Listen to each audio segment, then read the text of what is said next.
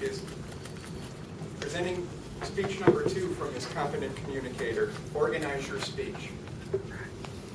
The speech is about frustration, and it promises to offer us some beneficial insight that we all can use.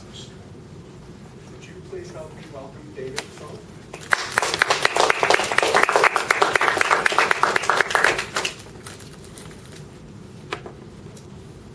Can you visualize this scene with me? Lucy is holding the football. The situation for Charlie Brown seems to be propitious. So he eyes the ball, and runs towards the ball, and at the last moment she snatches it away and he falls flat on his back.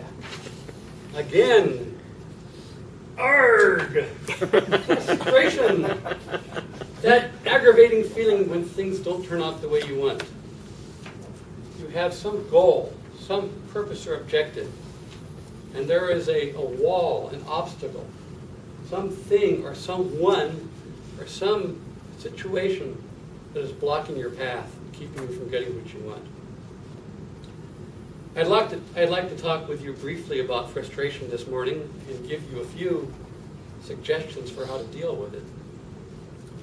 We can dismantle the object. We can carefully analyze whatever it is that's frustrating us and remove the situation, take the wall apart brick by brick. Or sometimes we can sidestep the obstacle. We can go around whatever it is that's frustrating us and find some other way of getting to our goal. Sometimes waiting is the best option. And need I say, praying. And sometimes our frustration will simply go away.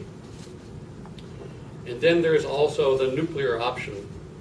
The urge to launch an all-out frontal attack and demolish and destroy our source of frustration.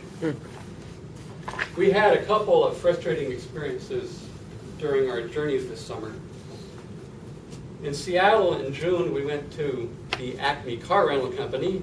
The name has been changed to protect the innocent.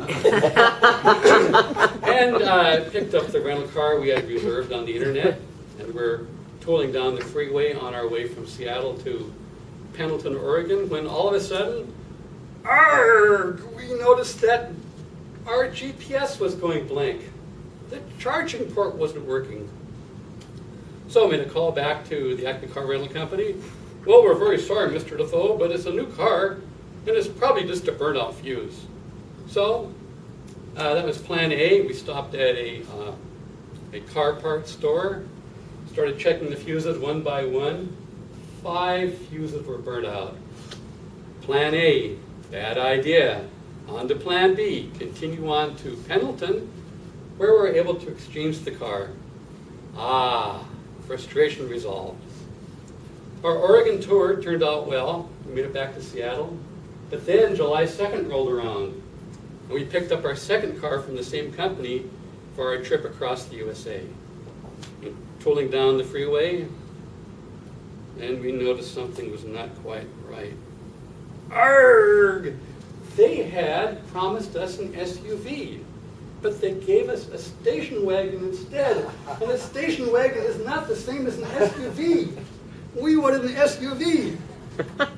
Call back to the car rental company. Well, we're very sorry, Mr. Dafoe. Your car isn't identical to an SUV, but it's similar to an SUV. And we can give you an SUV, but you'll have to pay extra. Arrgh, the urge to kill. What were we to do now? Steaming hot under the collar, the situation was no longer propitious. It was aggravating and frustrating. So we were reaching for the nuclear option. I was mentally composing messages to post on user forums, on Facebook, trashing and demolishing the Acme car rental company. But then, the more we thought about it, the more it seemed to make sense just to stick with the car we had. After all, it was new. It had no low mileage. It was getting good gas mileage. The charging ports were working, and it had a cool backup camera. That car brought us safely 4,600 miles home from Seattle to Rock Hill, South Carolina. And that is the final, and that is sometimes the best way of dealing with frustrations. To realign your attitude and reassess your expectations. Because sometimes we can dismantle the obstacle or sidestep it or wait for it to go away, but the nuclear option is rarely a good idea. So I'm appealing to you, the next time you experience one of those aggravating Charlie Brown arg moments, stop. Stop and think about what it is that's really important.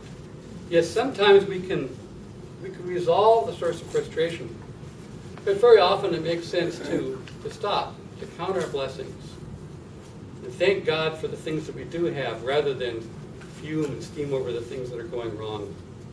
And then you might just find that frustration will simply vanish and melt away. Let's get up now.